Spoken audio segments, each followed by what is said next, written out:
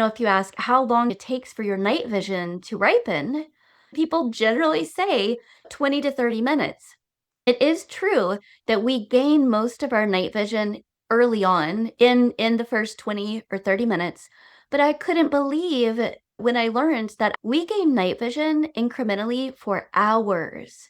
If you've never pointedly set out to experience your own night vision, if you have never spent hours in the dark, not looking at your phone, protecting yourself from points of artificial light, then you have powers you don't even know about. So it's really exciting, right? Like to discover not only the world around me, but also these latent abilities as a human animal that I had and that when I tapped into were really wondrous in themselves.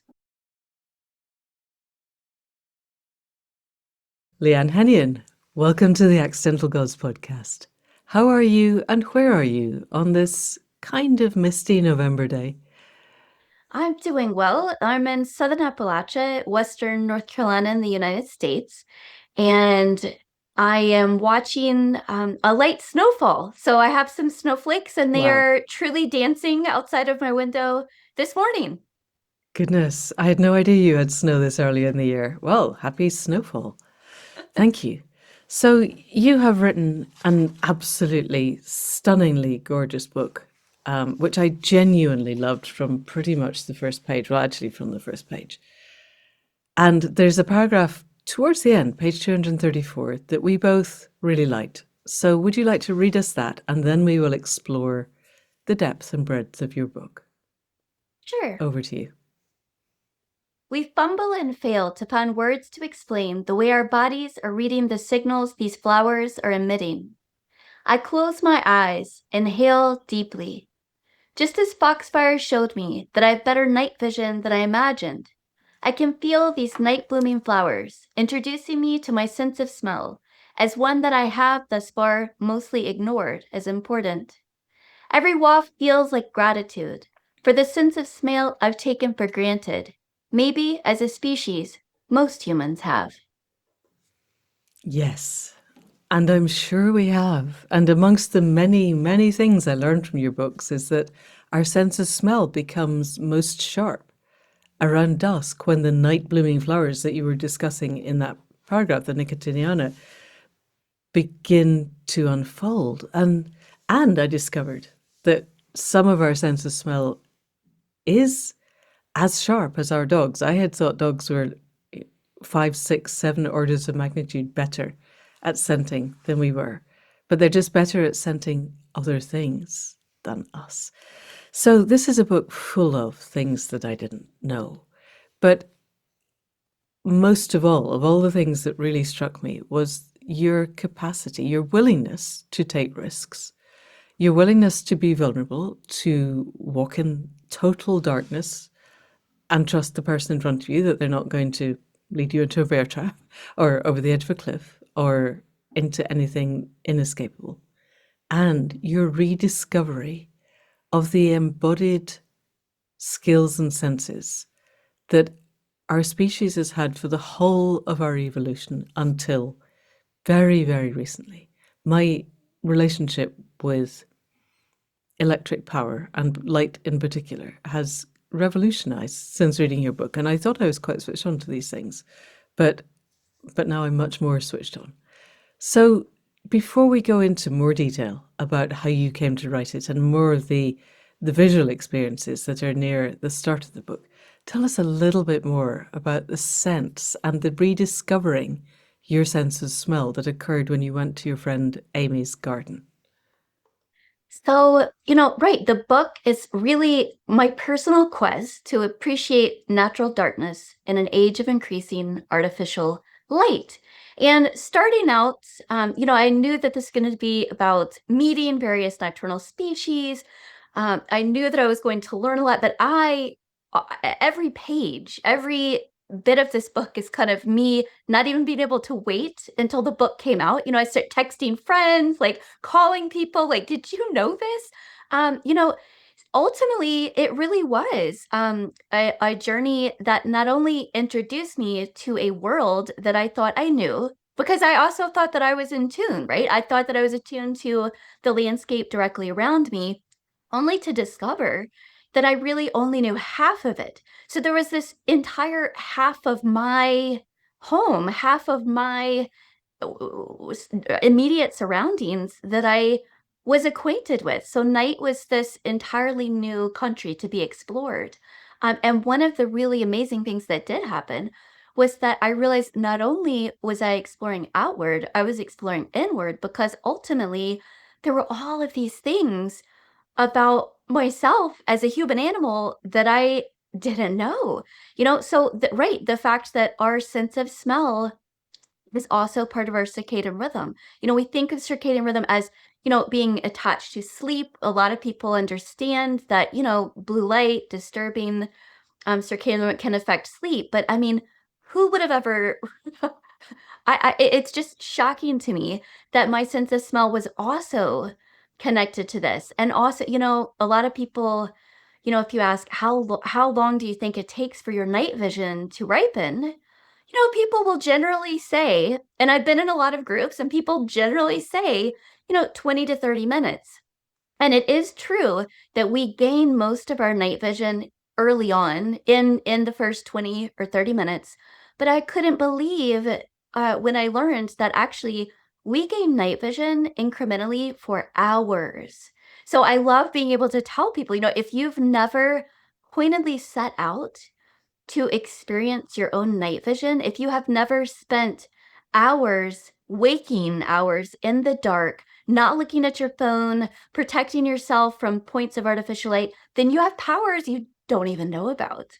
So it's really exciting, right? Like to discover not only the world around me, but also these latent kind of abilities as a human animal that I had, and that when I tapped into, were really wondrous, wondrous in themselves.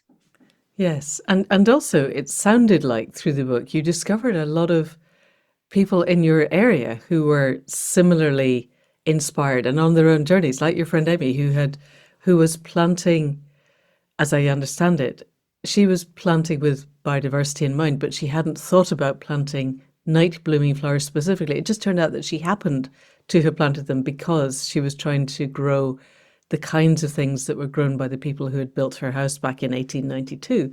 And a lot of them turn out to be night blooming flowers that then drew in all these amazing night creatures that I don't even know if half of them exist in the UK, but it makes me want to visit the US. I'm not going to because it's not a safe space at the moment. But yeah, when you guys get it back to being safe, I want to see the hawk moths and these great big moths that you have there. Well, one of the I focused on my home region because I really want the book to be, it's my home region, it's the place I know best, but I'd like it to be, I wanted to model that this is Right. my home, but What's in truly, your I home? want this, yes, like I want this to be a model of like, this is my home, this is my journey, but like, where are you? Because wherever you are on this planet, after dusk, there is an entirely new world to be explored. And so truly, the UK diet, you do have some glowworms and Yeah, different we do. different than the glowworms of, what we call Yeah. glowworms in my area. But yeah, fantastic mods in the UK. I mean, you have a different biodiversity. Darkness is really a connector, but biodiversity is really pretty specific to place, which is really thrilling. You can experience what I experienced, but really just kind of as hopefully inspiration and an Yeah. invitation to get to know your own space in the dark. Yeah. Yes, wherever you are in the world, there will be amazing things out there. Yeah. And And I that's love, what, sorry, oh, go on. well, I do love the story of Amy, my friend Amy, Yes. and how, Yes. she planted this garden, and she's just the kind of person who she really cares about, history and like, doing things correctly. If she orders she gets a doorknob, she wants to have a doorknob that's period appropriate for her home. She actually has sheep. She has, she wants to, she has livestock that are the same as the livestock Period that appropriate livestock. historically, Yes. yes, she has period appropriate livestock. And so when she planted this particular area of her garden, she was planting it period appropriate. I mean, she read she read historic diaries. She really went deep to try to do this. And when she, discovered that she had unintentionally planted this moon garden, it was pretty thrilling because, the inhabitants of her house, the early inhabitants, were pre-electricity. So they had Mm, planted this garden as a place to be enjoyed in the evening. It was their form of yeah, entertainment. yeah, So, ultimately it became kind of our entertainment. And I love there's this moment, where truly, where I can't wait to publish them. I have to tell everybody all these things. And I told her about hawk moths, which is they're these hawk moths that are the size of hummingbirds. They're yeah. extremely large Huge. moths. And she went out into her garden after dusk, where, it's a little hard to see. She'd never really spent time out there at that time of night. And she saw one almost immediately, Yeah, and yeah, she's like, oh my gosh, she was like almost in tears. And I'm like, what? You're so emotional. And she said, because as soon as I went looking, it was there. And yeah, it had been there all along, which is kind of how I felt throughout the book, because once I invited darkness into my life, once I, sought out these experiences with nocturnal creatures, I realized that, the wonder that I had been seeking had been there all along. right. An example of that just kept happening, but I've always wanted to go to New Zealand to see Yes. their glowworms.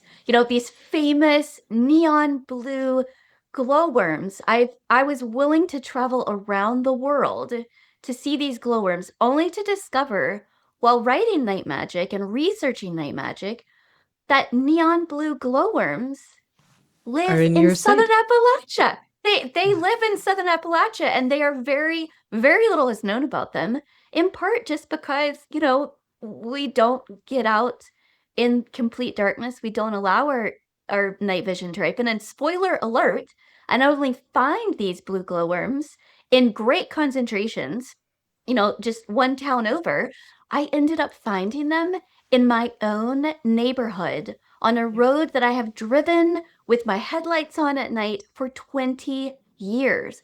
But never before had I walked this path in total darkness with eyes adjusted, looking, just seeing what I might be able to see on the forest floor or on this road embankment. I mean, in daylight, this is a nondescript, like ditch, road embankment. And at night, it's just spangled with these neon right. blue stars. And they were there all along, but I Yeah, just couldn't see them. So over and over this happened. So yeah, just this concept of discovery is right where you are. It's really exciting. yeah. And you kept meeting people who had discovered new species as in your Yes. area, in the places where you lived, just by really going out at night with exactly as you said, those night adjusted eyes. It was Yes. glorious. So let's rewind back to the beginning because not everybody decides that what they want to do is write a book about what it's like to be free of artificial light. How did you switch on to this? Sure. So a few years ago, I have an editor that I've worked with for many years, a magazine editor, and he was working on a travel. It was a travel issue, and he was looking for travel writers that were going to write about travel close to home. And so there is a place in Great Smoky Mountains National Park. So and it's a few hours from where I live, and famously, this national park is famous for a species of fireflies known as synchronous fireflies. Right. Yeah, so tens of thousands of people attempt to attend this event to see these fireflies, to witness this phenomenon. Now, before I went, I thought that synchronous fireflies meant that they all flashed on and flashed off at the same time. Kind of because I think, we live in the electrified world. It's like lights Yeah. on, lights off. Lights on, we wake up. Lights off, we go to sleep. So And when I, synchronous sounds like that. It sounds like they're all in yeah, synchrony, and that's what yeah, a lot of our lights do. Yoto disco, and the right, lights are all going on, off, on, off, on, off, right, and you think that's right. what it's going to Strobe be, lights, but it's yes. not.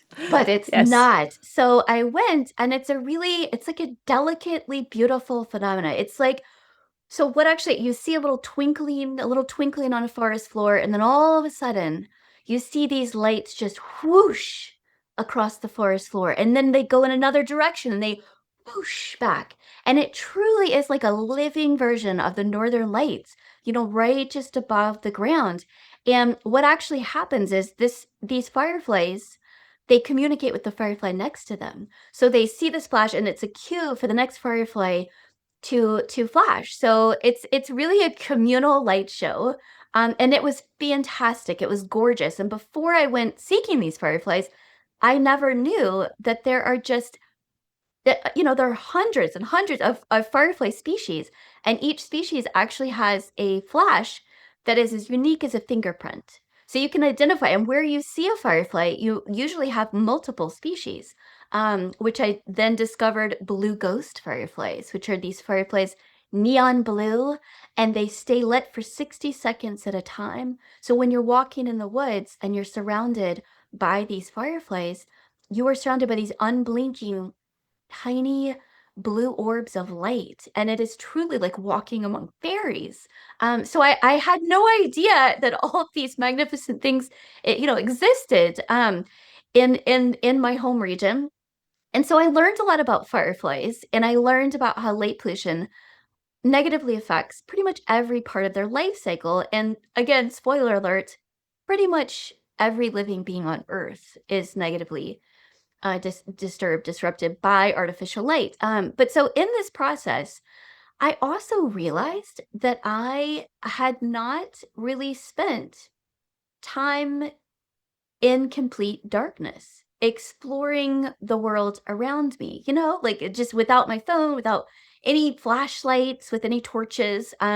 So it was a really powerful experience. And I started to recognize it, especially, I just have a life of so many screens, just, phone, computer, television, so many screens. So in that moment, I kind of began to realize how restorative it was to spend time in the dark. And I also was introduced to the concept of darkness as having the power to reveal things, right? Because I wouldn't have been able to witness that synchronous firefly then. I wouldn't have been able to walk among the blue ghost fireflies if I'd been in light, if it had been a lit environment. So we often are told, darkness is a dearth, darkness equals death, darkness is a void. So to start recognizing darkness as having this power to reveal, if I say I'm going to leave you in the dark, that's like I'm going to leave you in ignorance, right? But so to recognize darkness has wisdom, darkness has the power to reveal, that was incredibly moving. And so I published this magazine article, and what really was amazing is that I found strangers went to the trouble to find my email. They were sending me messages on social media. They were contacting me to say, "Hey, I loved that story about fireflies, and it has inspired me to turn my porch light off more often." And that was just amazing to me. It blew my mind because it's so hard to change a habit. It's so difficult to inspire a direct action. And so this story had inspired people to take a direct action, to physically, turn a switch off in ways that really benefited not only the wildlife around them, but themselves, and and restored habitat pretty much immediately, because darkness is habitat, and we don't often think of it in those terms, but it is. And so after this happened, I thought, man, I learned so much from fireflies. What would I learn from spending time with owls and salamanders and moths and bats and glowworms and foxfire, which is in that passage, and foxfire is bioluminescent fungi. What could I learn by really, like All the trying things to that have live in the dark. intimate encounters with Yeah. all of these things, spending time in moon gardens. Yeah. Yeah. Yeah. And that then is the book. And what you learn, it feels to me as if the outer journeys were amazing, and the people that you meet, all these people who are so enthusiastic. So you went to Mothapalooza, which is Yes. all about moths, or you met the bat lady who had bats in her Yes. hair, and then I learned all about bats. And there's so much of what I really loved. Many of the things I loved about this, one of them was you managed to get scientific data in there, and in ways that it's like, oh, I didn't know that. But it's the personal journey And the journeys of the people around you. I'm remembering a young girl who's you're in one of those night walks where the guy is walking Mm, backwards in the dark, which is just obviously a really mm, cool skill. And you all then feel safer about walking forwards. And there's this lass who mhm, looks like she basically just wants to go back to her phone. But you hand her, I think, a fungus, it might even be foxfire, and you are able to evoke the awe that she feels. And it seems to me that, exactly as you say, we're going to create that utopian future where we're all more connected to the web of life. You don't do it by telling people they need to, you do it by helping people experience it. And there mm, isn't anywhere in your book where you go, this is the way forward, we need to be doing this. But you evoke awe and wonder on almost every page so that people are. I have switched off more lights. I sat down in the stable, it was pouring with rain. I've got a puppy that doesn't like the rain. And I took her out to one of the stables and I just sat in the dark while she discovered some horse poo and ate it, because that's what puppies do. But it was just, I was relying on sound to know where she was and what mm, she was doing, mm. and listening to the rain, and discovering that the ponies don't like being in their stables, and even though it's sheeting down with the rain, they'd rather be standing under a tree up the hill. All of the things that I wouldn't otherwise have known, and I've sat through the night as night sits often enough to think that I really know this stuff, and I really found depth in your book of I need to sit out more. I need to spend more Mhm, time out in the dark. And I'm wondering, I'd like to go back to more of the stories soon, but have you, since the book has come out, because it's been out a year now, mhm. have you had more people contacting you on social media and more people switching off some of the super bright lights? Is that a thing? Yes, absolutely. And actually, on that positive notes, I'm so thrilled that that was what you took away from the book, um, because I really tried not to focus on what light pollution takes away, but rather on what darkness offers, because we really just do not have many dark, positive stories. Pretty much everything in popular culture is encouraging us to banish darkness as soon as we encounter it. But I love, those moments that you were sitting and experiencing. I do think that darkness, there's kind of a forced mindfulness to being in the dark, and that can be just, it's senses kind of coming alive in the dark, when you're less able to focus on vision as a dominant sense. You start hearing things and feeling things and sensing things differently. And also just, even walking in the dark, talking about my guide who walked backwards, kind of like, I think maybe kind of as a confidence booster as we were beginning to walk in total darkness. But when you're walking in the dark, you have to do it tentatively. You can't nothing can be taken for granted. And so I think that that's a real gift of darkness. And in terms of people reaching out, I mean, some of my favorite things, I have a neighbor who, while I was working on the book, she was like, "Oh, I'm so excited that you're writing about this, because I have another neighbor who had just put up a light that was shining directly into her bedroom." And she's like, "I do not know how to talk to him about this. Like, I don't know how to start it." So I said, "Okay, I'm working on this book. I want this to be a story that Kristen could just slip a copy of this book into his mailbox as kind of, as an invitation rather than a wagging finger."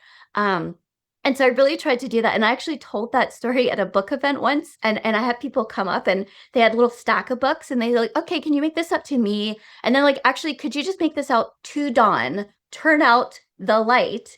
And then I signed my name, but they didn't sign their name, but it went into his mailbox. But another, I don't think that people reached out to me after I wrote that Firefly story because I was talking about the harm of light pollution. I think they reached out because they got curious about what might be out there, and it's such a powerful motivator.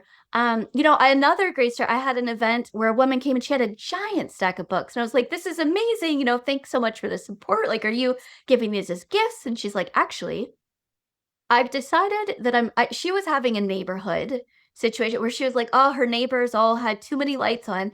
And she said, "I've decided I'm going to give these all as holiday gifts." to my neighborhood, and then I'm going to have a dark appreciation party so that we can all get together, like, oh, kind of slip in like, oh, I think maybe I heard this owl species or whatever, just to kind of get people excited about what might be communally happening in the neighborhood. And I was like, this is so powerful and so exciting, right? How to approach people, rather than approach with a list of ailments or a list of complaints, to approach them as truly using the book, which I hoped would be an invitation, as an actual literal invitation. So those have been really exciting stories for me, and kind of I think they do kind of build on those original reader messages. Right, right. And what you're using is the best we have of cognitive neuroscience, which tells us that the way to evoke change is to give people awe and wonder and gratitude and curiosity and build all of those rather than the absolute guaranteed way to get someone to keep their light on forever and probably make it brighter is to say, you have to turn that light off. And they're not going to. It just doesn't work like that. And it feels to me like this is something that crosses cultural divides. The cultural divides are so toxic at the moment, are being made toxic by people who, frankly, are profiting out of toxic cultural divides. But you've created something that it doesn't matter where you are in any spectrum. If you see a hawk moth, you're going to have that awe and wonder. If you see a blue ghost firefly for a whole minute, you're going to feel that. If you smell the Nicotiniana, they're going to really immerse yourself. You have that bodily experience. And another of the many things, so there are two things. One is that Amy, who we talked about earlier, who planted the garden, is a university academic psychologist, I think. So I'm guessing she knows this, which was really exciting. And then someone called Simon, I think, if I've remembered it right, and his local council had put back a streetlight that had been out for ages, and thinking that everybody's going to be happy the streetlight's back.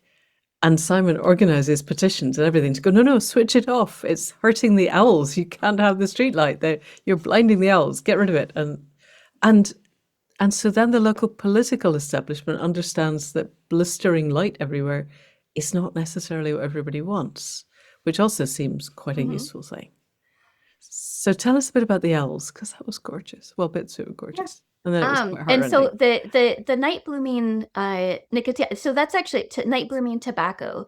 And so it is really interesting because, tobacco, up until I'd had that experience, it's a dried plant, like, with the pipes and cigarettes, and it truly like a dead dried plant, a lot of negative health connotations. You took age 12, you were given a packet of cigarettes. Tell us a little bit about that, because that blew my mind. So where I live my area of the States, I mean, famously, historically, a tobacco growing region. So agriculturally, a lot of tobacco has been grown. So I've just been, I really live in the tobacco country. And so to have tobacco turn from this dead, dried plant with these, negative associations into this glorious living plant that provides for pollinators and provides for other wildlife was really powerful. And Amy, yes, like she talks all the time about those positive associations and how that shifts things. But yeah, the owls, one of the great, so right in the book, I was like, who would even believe this happened, right? I wanted to have a close encounter with an owl responsibly, and then lo and behold, my friends end up with the entire family of nesting owls, these little owlets, and I get to spend time with them and observe them. And one of the things about that part of the book, that chapter, that part of my experience that was really powerful for me was that recognition, right? So the story is, that there's a light that goes on in the neighborhood. These owls are going to nest in this owl box, but when the light goes on, they flee. And so they flee into my friend's yard where they have a cavity in a tree that they then find a natural nest. And it just creates a lot of neighborhood drama, right? But so ultimately, we don't know exactly if that's why they fled, but it's pretty reasonable to think, they were fleeing this light. They found a dark place in this tree cavity.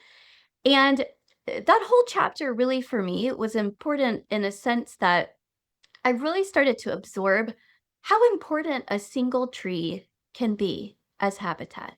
We need wilderness. We need these great swaths of land, but we also need those single trees. So this single tree was a home for this owl family.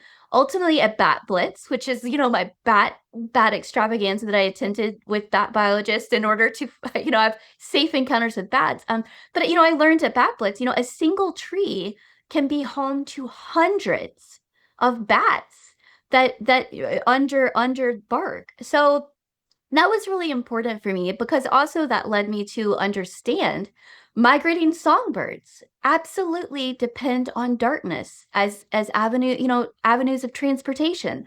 And so thinking about darkness, we can't turn a whole city dark. We're probably not going to influence all the elected officials to, turn all the lights out, but it's kind of like with those fireflies in that concept, there's always that light the candle next to you and together we can illuminate. It's like, well, if that is true, then therefore, we can snuff out the candle next to us and we can grow the darkness, which again, not a lot of positive connotations with that, right? But darkness is a gift and it has so many things to offer, not only as habitat, the daylight world that we experience, the forests that we appreciate, the gardens that we love, all of those are made possible by night pollinators, which do a lot of heavy lifting that are often forgotten about and are disturbed by loss of the dark as habitat. So, the more, kind of dark patches we can create, the more that darkness grows. And over time, this really is an environmental issue that can be addressed and you can have an effect pretty much immediately. So that's really hopeful, I think. Yeah. And so, like pockets of darkness, they matter, just like that single tree matters. A dark yard, a dark neighborhood, a dark town, it just grows.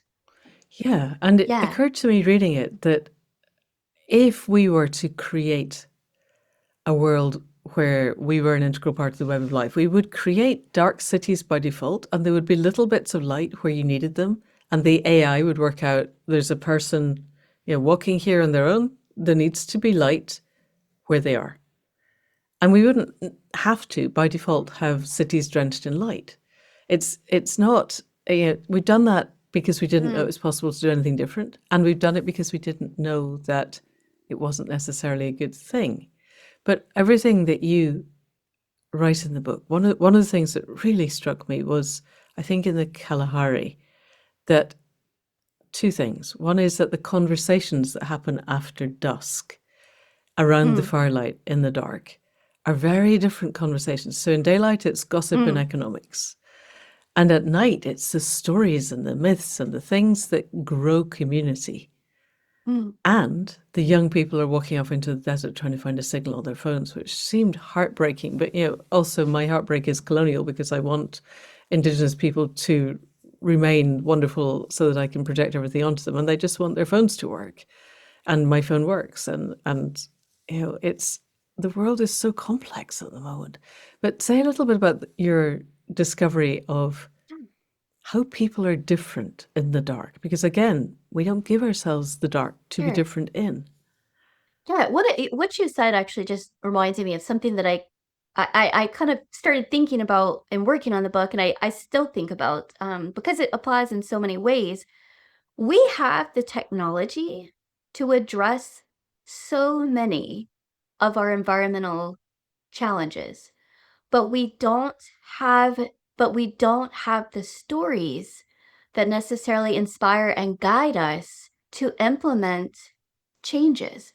And so I really dream that this book is in that sense a story that can help fill that space. And I think that it really is something that, applies in so many different ways. And so what's the story that you've just brought up about the Kalahari, there's really limited research on how artificial light has affected human thought and human behavior. But there's a little hint, we have hints and a little bit of research that indicates that in situations of artificial light, um, we tend not to use imaginative thinking as much.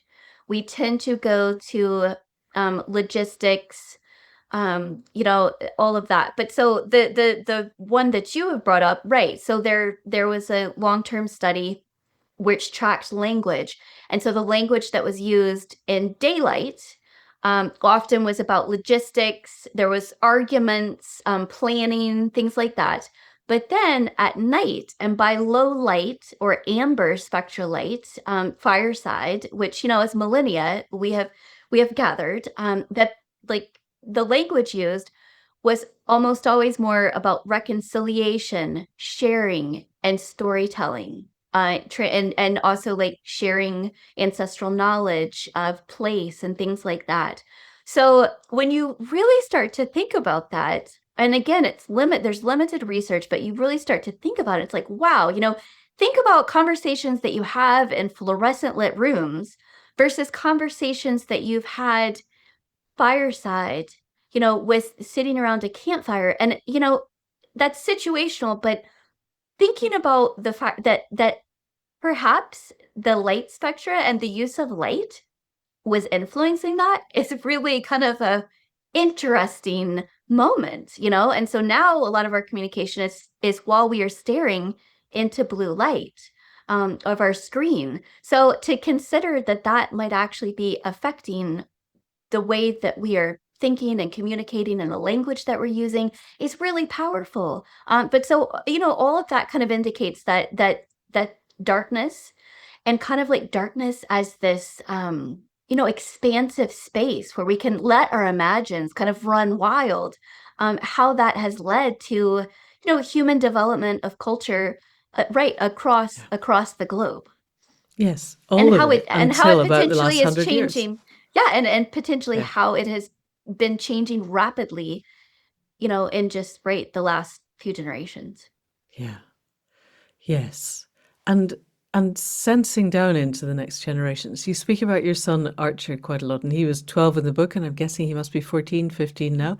And there's a heartbreaking bit where you said he's got homework that requires him to have 10 tabs open on his computer. And there's nothing in a book with pages. It's all done on screen. You think, I've Oh, I got just a friend whose oh, entire mhm, podcast is about alternative forms of education, and it's just mm, we so badly mm, need not to mhm, be giving kids homework that requires 10 tabs open on the computer. And yet, you take Archer out and introduce him to the moon gardens and the hawk moths and the firefox. And I'm wondering, and you bring red light into your home mm. instead of blue light. Is he tending more towards going out in the dark? I mean, poor lad, he's adolescent now. Life is very Yeah, he's complicated, I'm he's sure. a he's But a he's a where is he very, at? he's solidly a teenager now, so he's really Right. just wandering into the dark to, teenage life. But right. And when I did switch over those lights, because ultimately, it really did take my entire journey for me to realize that it wasn't just about the way that I was using lights outside of my house and how they were disturbing wildlife, but also about how I was using lights inside of my house and Mm. how they were affecting me. That I did, make that switch. So when the sun goes down and the sky turns amber and red outside, the lights in my house turn amber and red. Not always in sync, but before Right. bedtime. And I really have found it to be a really helpful and restful situation. Archer, when he was young, he'd say, "Oh, this makes our house look like a haunted house," Yes. because it is a little bit funny to have those red lights and things. You know, I think that he was a great sport throughout. To go on some of those adventures with me.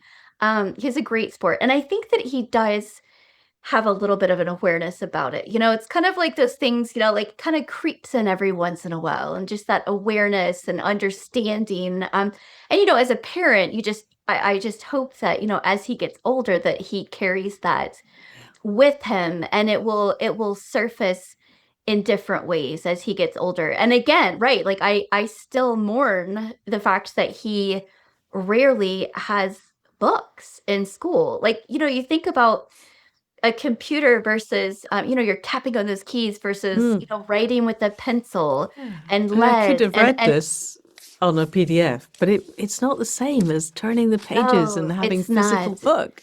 And to touch that, this is pulp of this is paper, this Yeah. is a tree, and it's like I don't know, and that's that's complicated too. But at the same time, I do feel like there is an intimacy and a relationship that you have with the world when it is made tangible. So yeah, I hope that some of those field trips help him remember the tangible world. Yeah.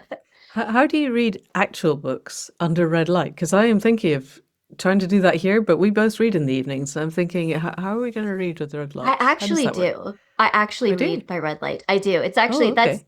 yeah, because sometimes I'm a little late to, but I read before I go to sleep and I do read by red light. My optometrist has told me that that's fine Okay. as long as the it's if you have enough illumination, so if the bulb is bright enough, it doesn't necessarily matter what Okay. The spectra of wavelength light doesn't it is, matter. but it's still Okay. yeah, but so the wavelength it's still I find it still to be really relaxing and helpful. And I've kind of gotten Okay. used to it. Yeah. Yeah, okay. I'm And going to go for it. Because and another you of the factoids in the book is that yeah. because we're already on screen to the blue light, and I'm already really, really short sighted, but half the population of the Western world is going to be myopic by 2030 or 2050. I can't remember which, because we're focusing on small type Yeah. on blue screens. On the just a practical, you can also get, the reading lights that clip on the book.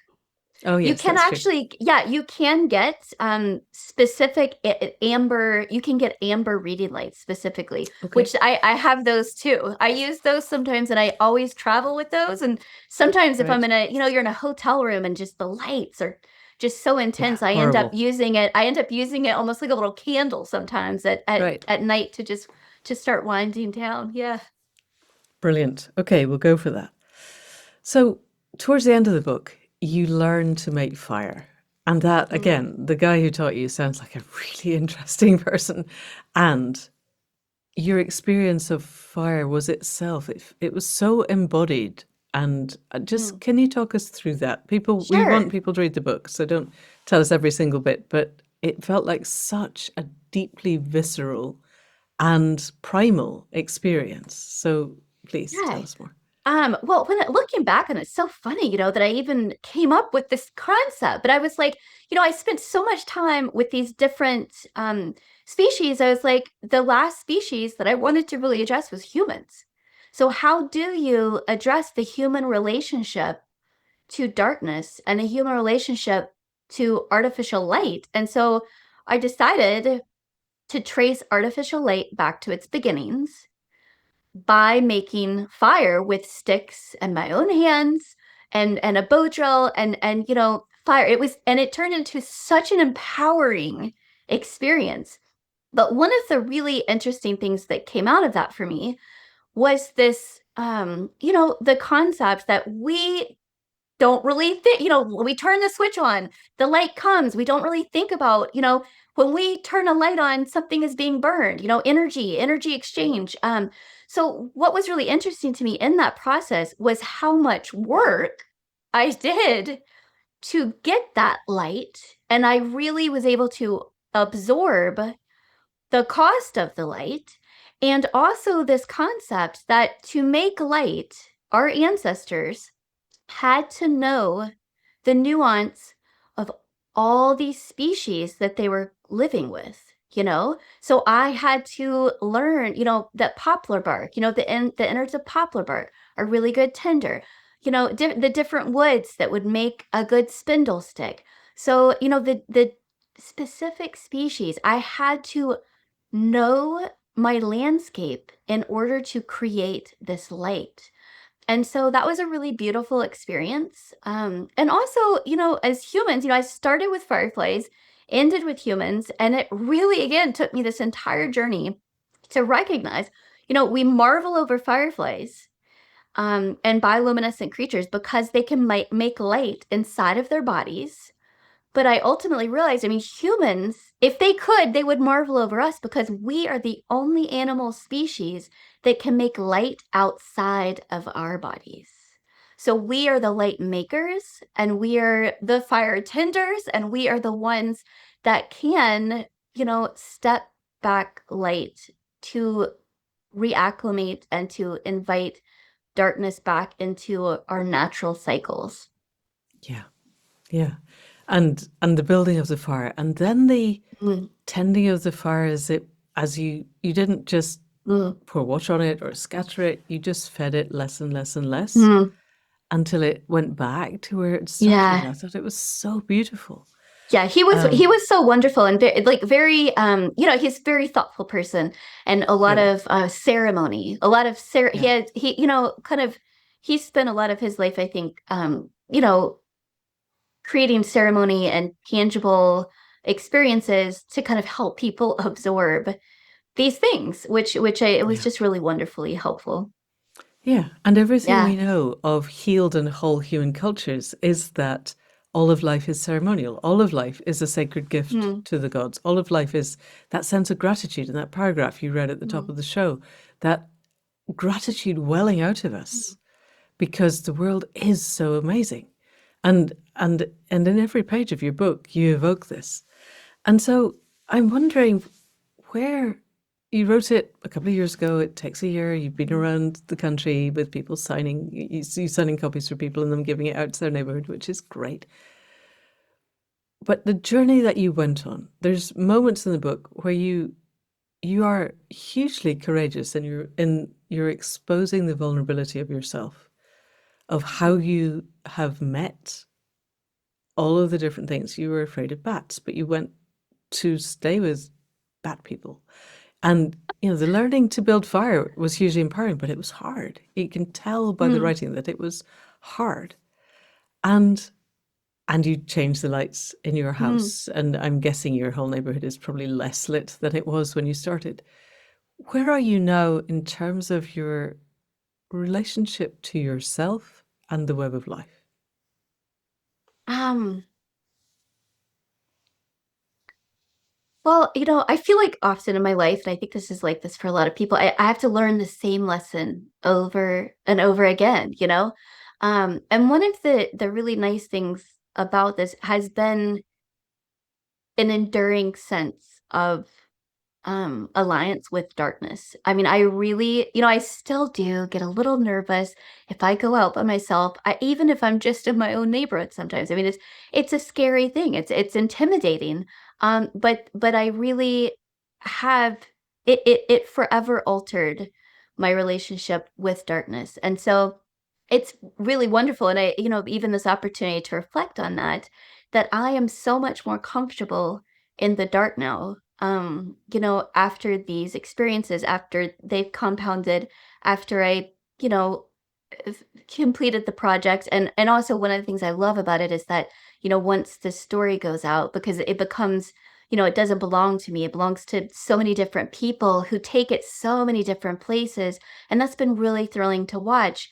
And I think this, if you spend time getting to know the night world around you, I have found that for me, I now recognize the voices of my animal neighbors. Like if I encounter a deer in the dark, it's actually terrifying. They do this huff, but now I know they're speaking to me. Now I know the rhythms of their lives through seasons, and those seasons repeat, and so it's kind of like I don't have to relearn those lessons every year because I kind of follow along with their rhythms and their season. When I hear a screech owl, I no longer am kind of just like, oh, background noise. I'm like, oh, there's the screech owl. And I will say this, once I started to recognize the voices of these owls, I hear them everywhere. I'll be at a friend's house and I'm like, oh, you have a screech owl, and they'll be like, oh, really? And so then that's exciting to be able to kind of introduce them as neighbors. But so the enduring concept of darkness as a friend rather than a foe has really informed my life in ways that continue to be revealed, and I am incredibly grateful for that. Right. So you're still going out because there's a part where you go out into your own yard and discover a whole lot of night blooming flowers that you didn't know were there before, and you encounter the Yes. deer, And after the first couple of nights, you and the deer kind of negotiate who's going where, and it becomes a kind of a dance. So I was curious to know, are you still going out in the evenings? Are you still exploring the moon gardens? Has that become a pattern of your life? Yes, it absolutely has. And so Fantastic. Amy, I have actually, I really recently was at Amy's house because she said, "Oh, the gardens really, it's in, it stayed longer this season." Like, Right. so I went over to appreciate and enjoy that.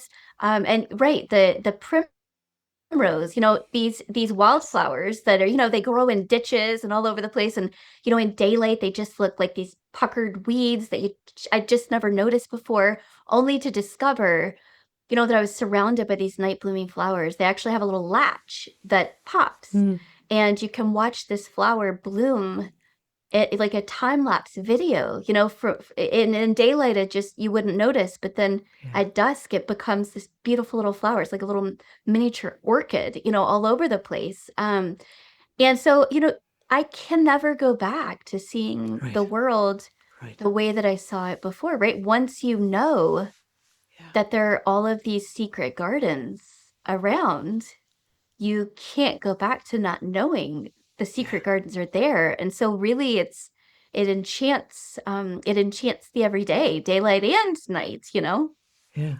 Yeah, absolutely. And you can't uncare. You're not ever going Hmm. to put big arc lights around your house. It's just not going to be a thing.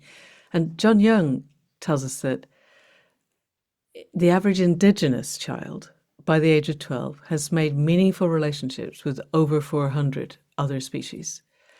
And what I was reading through your book was you making meaningful relationships with glowworms and fireflies and salamanders and bats and owls and everything in the night blooming gardens. And I could feel that ratcheting up and the deer and Hmm. then the dogs that Yeah. came with you. And so exactly as you said, not only I'm guessing now you'll be able to go to your neighbors, oh, you've got screech owls, you'll know the different owls in your own neighborhood. I would think you'll know, oh, that's the parent owls and that's the young owls, and you might even know individual ones. And that's how we build the relationships with the web of life. And it was magical reading about it. Oh, I'm so glad you had that experience. And moths, moths are so incredibly biodiverse Yeah. and gorgeous. People love butterflies and kind of like forget about moths. But moths are beautiful and they're such important pollinators. And, I think that a lot of people don't realize their beautiful wing patterns and colors and like what Mm, is going mm, on with yeah. moths. So, I say Mothapalooza, which is just as fun as it sounds, but when I Yeah. went to Mothapalooza, I don't know if there's been a time in my adult life where I have learned more in such a small, a little bit of time because the diversity was just so grand. Right. Yeah, Right. and so I think a lot of times we talk about this in terms of children, nature programs geared toward children, but this idea, that there's so much to be discovered right here, that it is, Mm, where it's not too late to start ratcheting right. up. Yeah, it's very Right. exciting. Right. And it's not too late to begin to undo some of the harm, which Yes, seems really important because absolutely. you were saying about satellites that there are so many satellites now that are acting as miniature moons that they are beginning Mhm. to impact other species and yet everybody wants their cell phone to work. How do we get people to care enough that they just don't keep throwing satellites up into the sky? Well, a lot of times when we do talk about light pollution, we talk about how it blocks our view of the stars, which Hmm. is absolutely true. But while I was working on the book, I started to think that, we might actually be at a place where where that's a little too far off. There are good portions of the population that don't have, even now, do not have that relationship to stars because light pollution has gotten so intense. Right. But I really also started to recognize it's not only blocking our view of the stars, our connection to that, celestial beauty, it's also getting in the way of our knowing the world directly around us. I mean, truly in Right. our own yards, in our own Right. gardens, in our own communities, because there is this night world to know, and light prevents that knowledge from being absorbed in a lot of Yeah. ways. So to think of darkness not as a dearth, not as a void, but as a cornucopia of life, as a realm of, discovery that can really only be explored kind of on its own terms, I think Yeah, is again, to bring it back, just like the most powerful way that I know to, try to invite and inspire people to do which that, it to invite does. darkness closer. Yeah. Yeah. And it helps, well, I think it probably helps also to know that there are studies in China and the rest of the world that Mm. increased exposure to blue lights not only increases depression, which I think is obvious because you don't sleep as well and you're going to get more depressed, but it also increases the propensity to diabetes. It just changes the whole of our physiology because for the Mhm. entirety of human evolution, we had firelight and moonlight and starlight. And then we Yes. knew the dark. I think the love of your book is that coming to realize that the dark is a whole world in and of itself, and our ancestors must have known it intimately. Yeah, the darkness is part of our natural habitat too. It is part of our Mm, natural cycle. Right. It aids us. It yeah. is again kind of this concept of darkness as friend rather than foe. I mean, it is absolutely countercultural, and it is a fundament to thriving on Earth. Mm. And so, in terms of the feedback you've had from the book, can you foresee a time when default light becomes default darkness in the West? Do you think that's a thing? I really do think that this is a conversation that is growing, and I hope that the book will help grow the conversation. And I truly do think that it's going to snowball in a sense, because I think we're just becoming aware that this is an issue in a sense, and I am hopeful, and based on my personal experience and the response from the book, I mean, I do see that there is a great deal of, positive action and awareness and celebration of the dark. If we can begin to celebrate the dark, I do believe that we can reclaim the dark, because it really is like reclaiming. It's rewilding. It's reclaiming something that we maybe. So many people have told me, that they've just never thought about this before. And I was like, me too. There's so many things in this book that I just had never thought about before. And once I did, I started working on the book. I started noticing lights that I'd never noticed before. I mean, it just started making me map the world in different ways. And I really do have hope that as people, gain that awareness and appreciation, that it really will translate to action, which I truly have seen in the response to the book. Yeah. Brilliant. Excellent. Okay, we're at the top of the hour, and I everybody asks me this, what am I writing next? And actually, I find it really frustrating because there's about 6 projects, and I don't know which one. Do you have a concept of another project, or are you still kind of recovering from the work of this one, which would be perfectly reasonable if you are? Well, I have been on the journey of seeing this one through, and I have kind of ideas and thoughts, and it would take another hour probably to sort through them. Okay, well, we can come Yeah. back for that. That would be great fun sometime when you want to. Let me know. We'll schedule it in because that would be grand. In the meantime, is there anything that we haven't touched on that you would really like to in closing? I have one factoid, which is that pirates who wore a patch, it wasn't because they'd all been damaged in one eye. It was to keep one eye dark attuned for when they went below decks, which is so obvious once you hear it. And I had never understood that. It's that really, again, so many things blew my mind, but I thought that was amazing. Have you got anything from your side that was mind blowing that you'd like to You bring share? that one up. That's one where it's like so obvious. There's so many things where I was like, God, once you hear it, you're like, this makes so much sense. And I Totally. actually don't think it's in the book, but historically, pilots actually used to wear red glasses for hours before they flew at night, All because right. not Same. only is red light less disruptive for wildlife, it's actually it creates a slower siphoning of our own night vision. So it actually protects our night Clever. vision too. So they would wear these Right. as to protect their night vision. Yeah. So that Right. kind of the patch and the glasses. They kind of Fantastic. reminds me of each other. Yeah.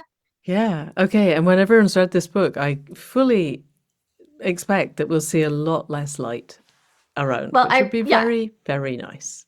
Well, And more people I sitting out overnight also, which would also be very good.